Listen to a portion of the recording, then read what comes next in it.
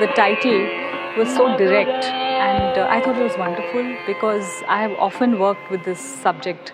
I always hid behind words like mortality and transcendence and the transitory nature of life. But when you say it outright, the subject is death, it seemed like it made it easy for me.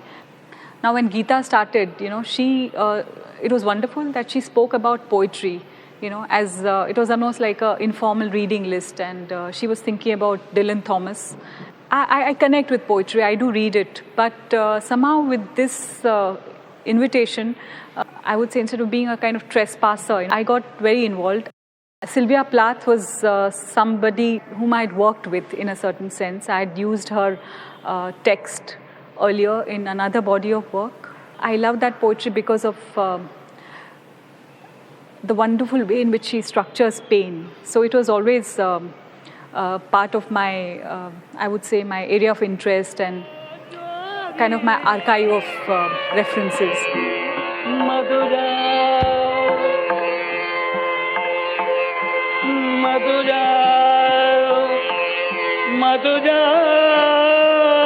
Just a phrase or a certain configuration of words, it throws up images which enter the work, and it's very useful in the sense that you're already in that area, and these words give you a trigger.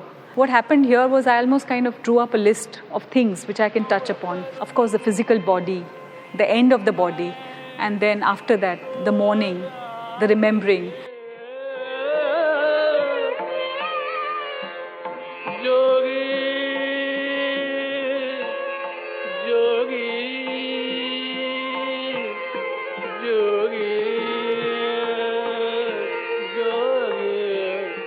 As you grow older, also the whole, the inventory expands. There's lots more to think about. In my studio, I have an archive of what I call mourners. Now, what this is really newspaper cuttings. There are pictures of disasters and earthquake survivors, and there's also, say, after a tennis match, when Navratilova or Sharapova wins. So that whole gesture of, holding your hand and praying and, all that, which is, if you take out the contemporary aspect, it's a very kind of very emotional gesture, which seems like weeping.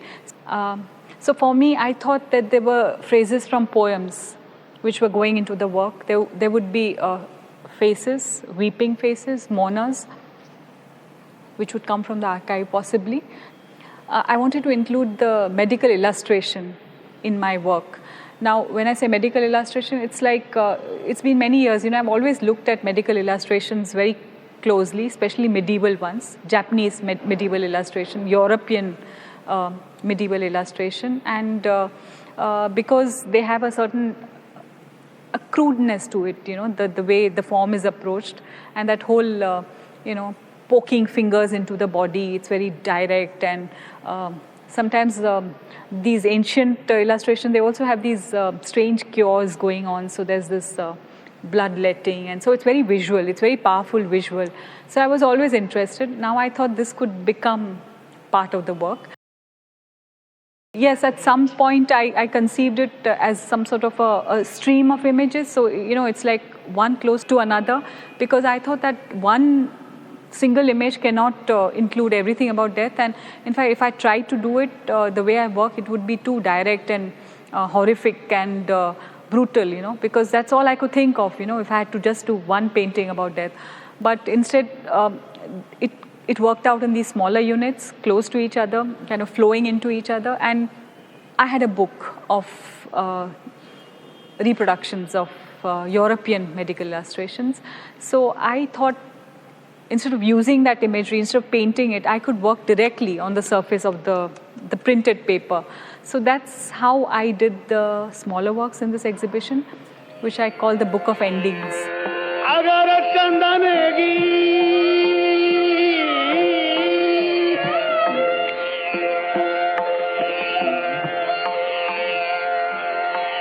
अगर चंदन की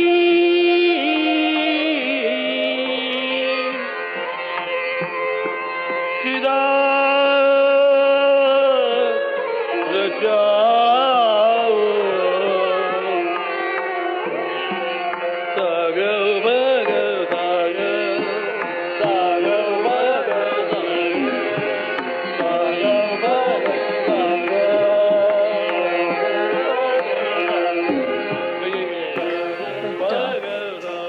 Yeah, these are more playful and actually all the 5 years I was at JJ school, at art school, I was doing collages, and I guess somewhere I was going back to those patterns of working, of cutting out and overlapping and playing with,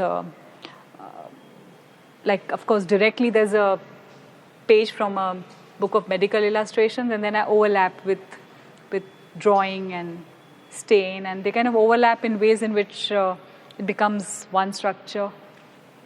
You know, like this whole, just a brush mark going, the black brush mark going over the embryo, and a sort of wiping out and some sort of erasure with a brush mark. There's a certain violence to that gesture which connects with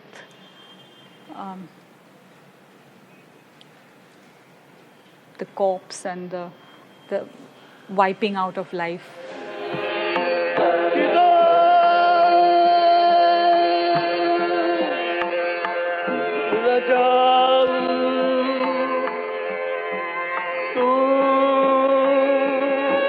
अपने हाथ जला jar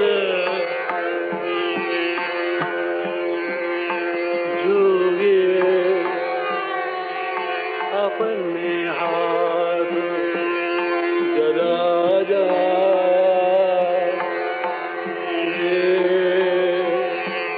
Jogi. Now, it was very playful, it was great fun, because the medical diagram becomes, it kind of overlaps with pencil drawings and collages and the sheer, the colorful bits of body, and then the drawn head, which is kind of, it's painful, and yet it recedes somehow. I enjoyed it a lot, but somehow I thought that it didn't have the strict intensity which I thought the subject of death should convey, and they were not somber enough for me, as if. So I decided to play there and then come back to watercolor and charcoal, and that's how the larger works happened. मैं जल कर भई भस्म की ढेरी, तू अंग भभूत रमा जार,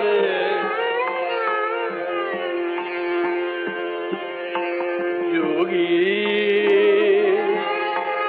तू अंग भभूत रमा जार रे, जोगे मत जाओ मत जाओ मत जाओ, जोगे मत जाओ मत जाओ मत जाओ.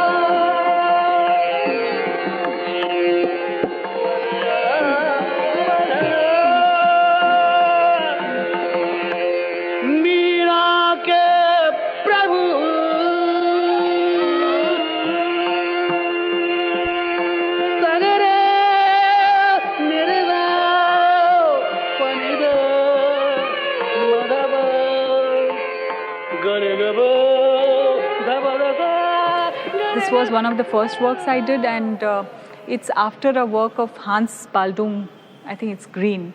And Hans Baldung Green is, he was a student of Dürer, Albert Dürer, and German. And this theme has been actually painted again and again in European painting. It's part of European literature and music tradition, Death and the Maiden. I mean, classically, it's this a young woman being kind of assaulted and suddenly captured by death, figuratively. I think the directness appealed to me. That's how.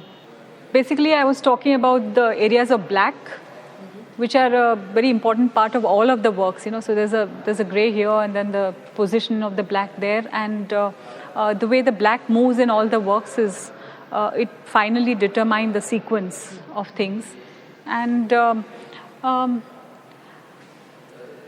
actually the mourners, of course, I've been painting and spoke about, but there's one more thing which I seem to be doing in my work, which is there's a sense of detachment when the person is not expressing the emotion, but as if for me, they become actors who seem to be enacting that emotion. So I kind of make them do things. And I seem to be doing that a lot. And I felt that here. So the whole thing is structured, the way the arms overlap and the position of the head, the horizon. So it's like one wants to generate emotion, but it's not about reality, as if it's about figures and bodies positioned to kind of, it's staged. It's, it's kind of just this much, so that whole, one kind of fine tunes the emotion that one wants, it's kind of just the tonality, the right temperature, so that, one feels something. So I seem to be doing that a lot. It's very staged, it's not about reality. And these lines, they are from Sylvia Plath. I do not want a plain box, I want a sarcophagus. And I used these lines earlier, and it was very important text to me because I sort of connected with the heroic aspiration of the artist. I guess wanting a heroic death, it has to do with fame, it has to do with something more than the ordinary. This painting it's a dead self, I call it, and I made a smaller version first, and what was important to me was the light, which, that the white of the paper, which you see here, and it kind of hovers between flame and a shimmering absence. Dead bodies have this they seem very vulnerable, but also there's a total absence of elegance about a corpse, even a beloved person, when you see, there's that whole absence of elegance, which I wanted to kind of capture, that whole awkwardness. This painting is called Sun, Moon and I, and it's kind of a four allegory. It's not really saying anything, in a sense that this knotted thing here comes from a Japanese print, and it is their version of probably the optic nerves or something. And but I like that whole knotted aspect, and it's rather kind of something about it had some sort of cosmic force, and I kind of connected it with the planets. And I was thinking that after all, even an individual death is a cosmic event. It's kind of a comic reference to our connection with the wider world. Actually, I like this painting very much. I was very happy when I was done with it. It's a classical kimono-clad Japanese figure, which comes from an ukiyo-e print, 19th century woodcuts by masters like Utamaro and Hokusai. And I love this kimono because of that whole, the figuration of it, this deer figure.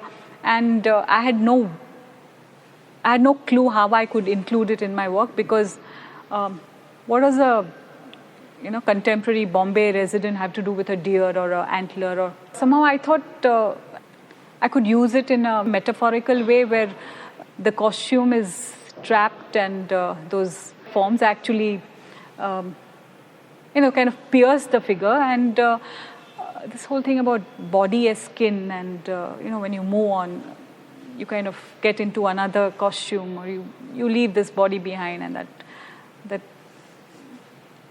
body as garment. And also the violence of that moment. Of course, on a small size, to paint these blood stains was very precise, and it was very controlled exercise. And while I was making it, I was thinking of a lot of Kurosawa's films, and of course not Tarantino, because he would overdo this. It was great fun painting the blood. This painting is called Resurrection, and somehow actually I like that, the mummy wrap kind of thing, and it interested me, the folds, the body trying to escape the geometric configuration outside. Actually, we know that the Japanese prints, actually they're images of actors doing things. So, actors playing villains, or this painting does come from an image of one of those. Anyway, I just like the skull pattern. That's how it came here, and it seemed valid. And it's a very useful device to express a state of mind, or a person wears is kind of connects with what's going on inside, or it can be used to connect. So like here in the second one, which is called The Bridge of Wounds, in spite of all that goes in your head, that word friend and enemy is something which I really don't connect with. It's like it's not important to me, the concept of especially the concept of enemy. What exactly is it doing there? So it came from a poem of Akhmatova, where she refers to the swan, its double, and friend, enemy, friend. So when I heard those words repeated, I thought, when I saw this double illustration, I thought somehow it kind of resonated there, so that friend, enemy, two bodies, similar, and that's how it is after death. I mean, after you die, it's all the same. It's the same thing inside. It's the same thing happening to everybody. So all that. So what I'm, it's very literal almost. And so the literal was allowed. The cliches about death were allowed. And that whole cliche about the end of the road, So there were all kinds of things which I thought was allowed, which allowed for including a range of images. But an artist will always do what he has to do, so that's...